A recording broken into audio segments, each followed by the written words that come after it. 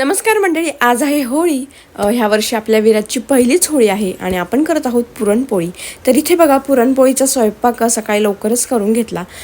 पुरणपोळी आहे, आमटी, भात आणि भजी पापड वगैरे सुद्धा तळून घेतलं, कारण ह्यांना निघायचं होतं लवकर. आणि त्यांना जर डब्याला पुरणपोळी दिली असती तर दुपारपर्यंत ती फार थंड झाली असती आणि काही मजा नसती आली खायला. म्हणून मग सकाळी लवकरच हे निघायच्या आधी सगळा पुरणपोळीचा स्वयंपाक सुरू केला.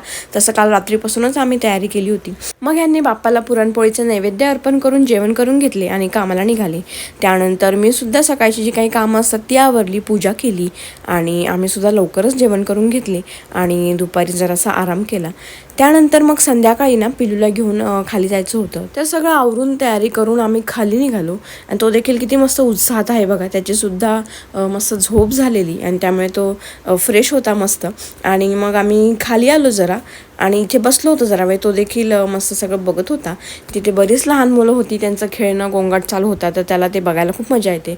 मग आम्ही जरा वेळ बसलो खाली निवांत आणि त्याला मग थोड्या वेळाने झोप यायला लागली पुन्हा, कारण खाली मस्त गार वारा लागत होता. आणि इथे बघा आज किती मस्त असा चंद्र दिसतोय, कारण पौर्णिमा असल्यामुळे. आणि मग आम्ही पुन्हा वरती घरी आलो आणि इथे मी हा व्लॉग एंड करत होती. त्यानंतर मग पिलूने एक झोप घेतली आणि आमचेसुद्धा रात्रीचे जेवण झाले आणि त्याचे पप्पा कामावरून आले. त्यानंतर मग ते बोलले की चला आपण बाहेर एक फेरी मारून येऊया. मग आम्ही पुन्हा बाहेर निघालो आणि जरासा जवळच्या जवळ असा फेरफटका मारून आलो. आणि त्यानंतर मग त्याला गाडीत फिरून हवा लागल्यावर मस्त थंड पुन्हा झोप यायला लागली. आणि अशा प्रकारे आम्ही मस्त फिरून घरी आलो. आणि आजचा होळीचा व्लॉग फायनली इथे एंड करते आता. चलो बाय.